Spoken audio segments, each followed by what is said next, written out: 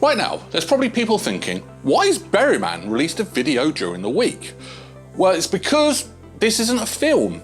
But because I'm doing Infinity War and Endgame, it's only fair that I do DC's version.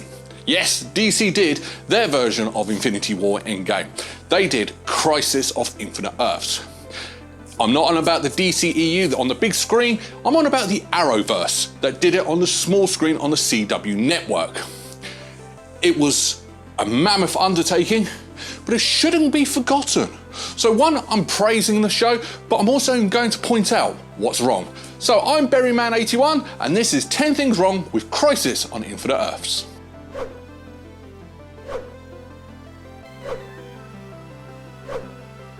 Crisis on Infinite Earths is an Arrowverse crossover event and features episodes of the television series Supergirl, Batwoman, The Flash, Arrow, Legends of Tomorrow, and also Black Lightning.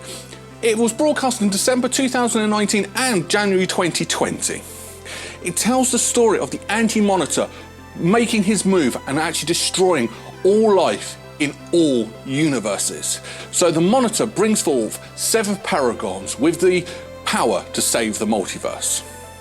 Although it's a TV show, the whole thing was like more of a mini movie, and it was critically praised for its scope, ambition, and also all the cameos, but it does have some things wrong, so overall it did have a mixed reaction.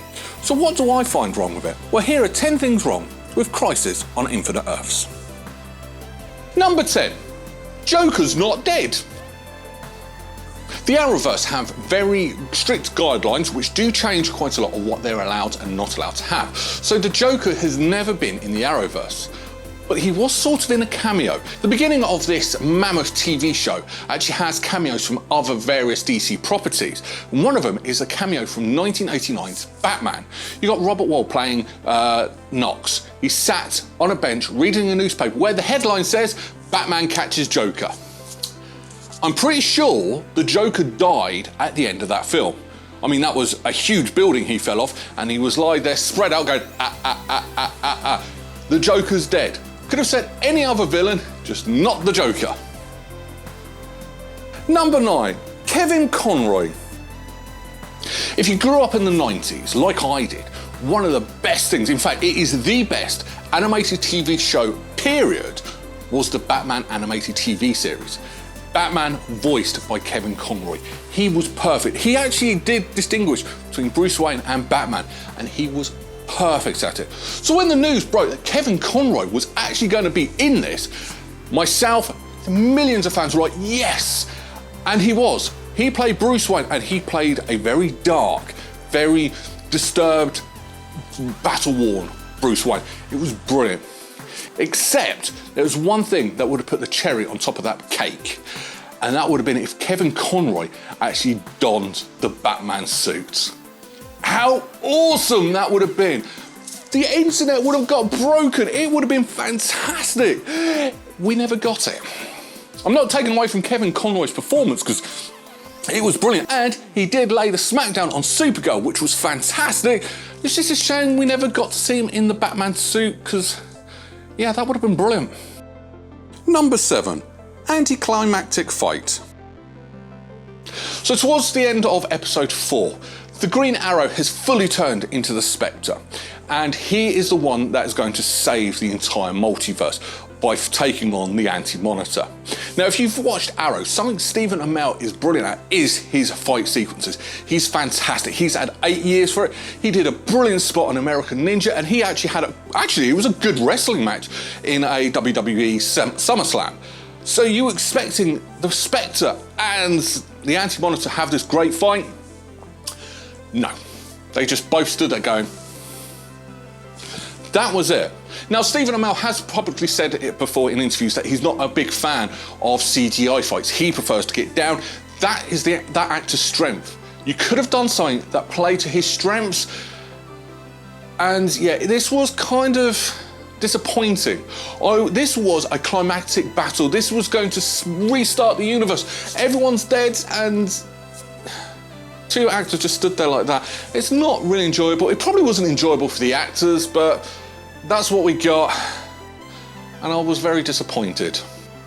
Number 7, another anticlimactic fight. So in the next episode, episode 5, the Anti-Monitor is not dead. He's back for another fight, and this time everyone, you've got Supergirl, The Flash, White Canary, God, you name them, they are there. Well, from the Arrowverse, there's no Batman or Superman. Actually, no, Superman was there. So you're going to expect a brilliant climactic fight?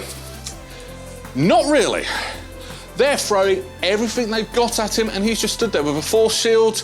It's not going his way, so it grows even bigger, which makes him slow. So he's going, oh. This guy successfully, I might add, wiped out the entire multiverse. And this was the fight sequences. He had 2 fight sequences, both of them really naff. That's why the Anti-Monitor's fight sequences both get an entry on this list. Number 6, Shadow Demons. Now this was quite confusing because leading up to the second fight with the Anti-Monitor in episode 5 was all these Shadow Demons are appearing, the entire gang are fighting them, that's fine. And then they all disappear for the Anti-Monitor to appear. Why? Why couldn't the Anti-Monitor and the Shadow Demons be there at the same time? That might have actually negated the last entry on this list, but there was something just not quite right. It was missing something. It was like they didn't have the budget to have both on the screen at the same time. Number 5, No One Knows Me. Nobody loves me, everybody hates me, think I'll go and eat worms. Sorry, wrong thing. But this is a line, not the singing, but a line from episode 5 where White Canary saying to the Flash, I've got nothing here anymore. Nobody here knows me. Except your parents are still alive. I mean, your mum has never actually been described as dead. She was played by Alex Kingston in quite a few episodes of Arrow, and she's shown up when you've been there. You know she's alive, so she's still there. She's never been died. Now, your dad, Quentin Lance, yes, he had died. But in this brand new Earth Prime, which Oliver Queen created, your dad's now alive, as shown in the final episode of Arrow. Granted, that wasn't a part of Infinite Crisis, I'm sort of trying to stay away from that, but your dad is still alive. In fact, the only person that didn't come back was your sister. But you have got a sister, because she was a sister from another Earth, the old Earth 2, which is still gone. It does get confusing if you don't watch all the TV series, but the point still stands. You're saying no one here knows me when there's lots of people there that actually still know you. Number 4, Surprising Superman. At the start of episode 5, it is shown that the Paragons are the only people that know about the old Earths. Everyone else is oblivious, and this new Earth is the normal for them. Until Jean-Jo goes around and gives back their memories to certain people. Now, as I said, it was only the Paragons, which Superman was not a Paragon. Well, not their version of Superman. So why was he surprised that he's got 2 sons? Now, granted, at the beginning of this crisis, whatever you want to call it, in episode 1, he had 1 son. Now, at the end, he's got 2 sons, and he seemed surprised. But because he wasn't a Paragon, that would have been normal for him. Now, in the Superman and Lois TV series, his kids are teenagers, so he would have known everything. But I don't quite understand why he was surprised. It didn't really make sense. Not really.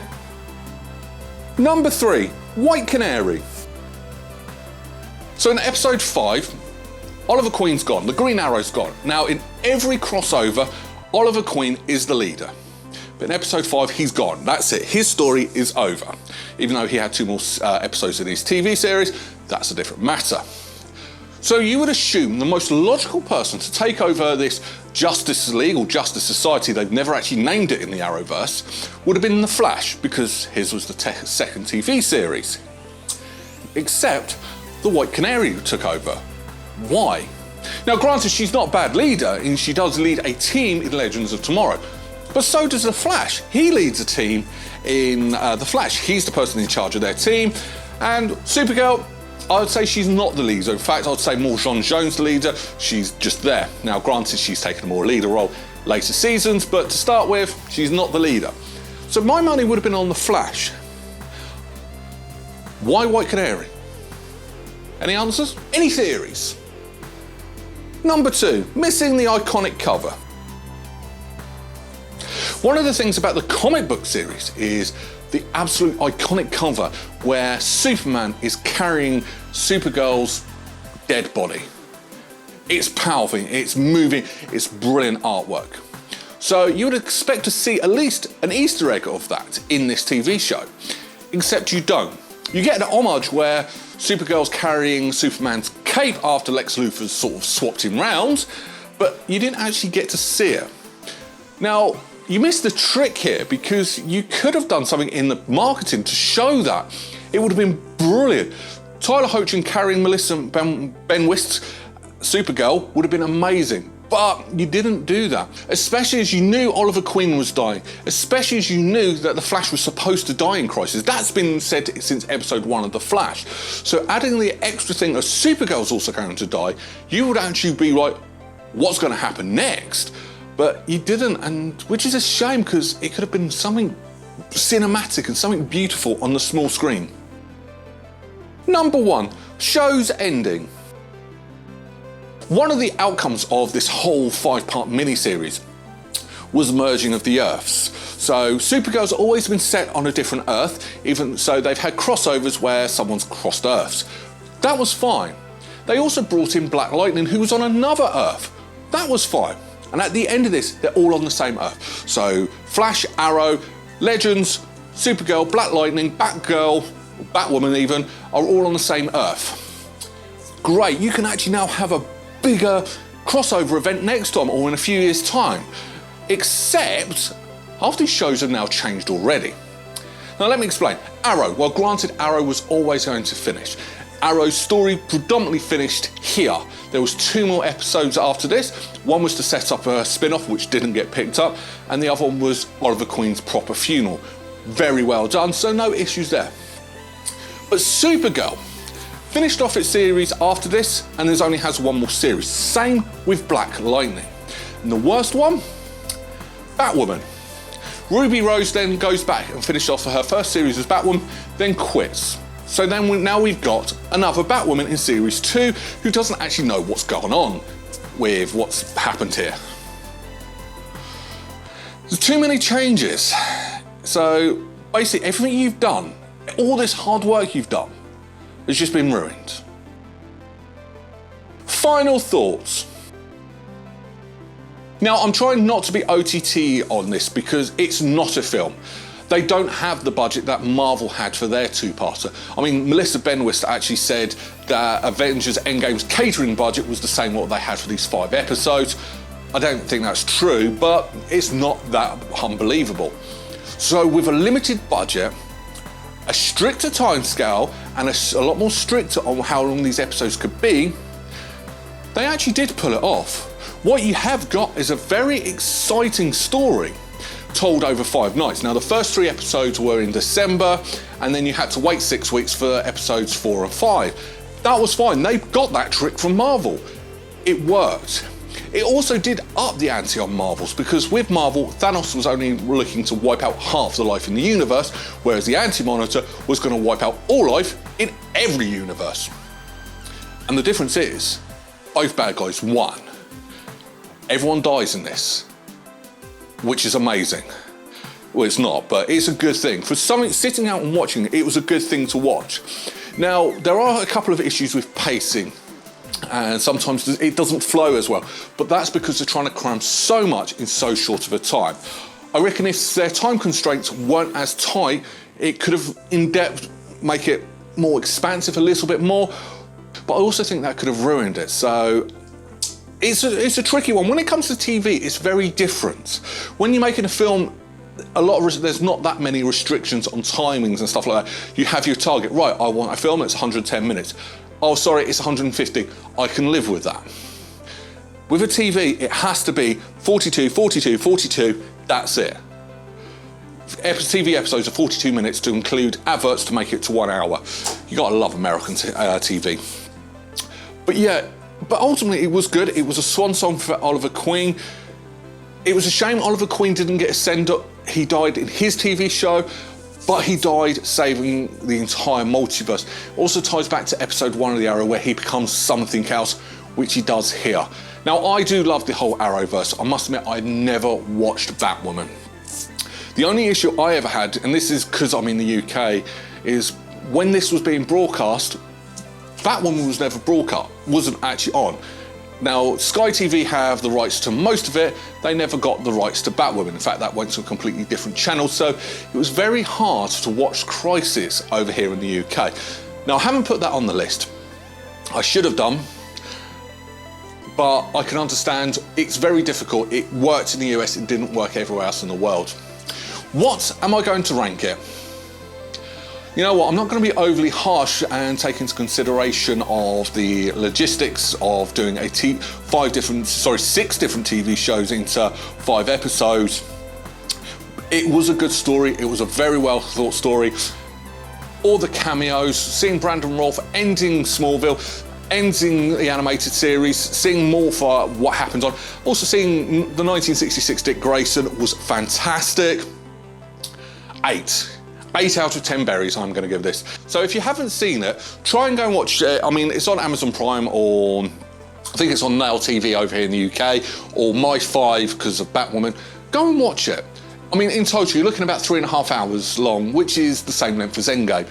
Go and watch it. It's highly recommended. It's highly enjoyable. And yeah.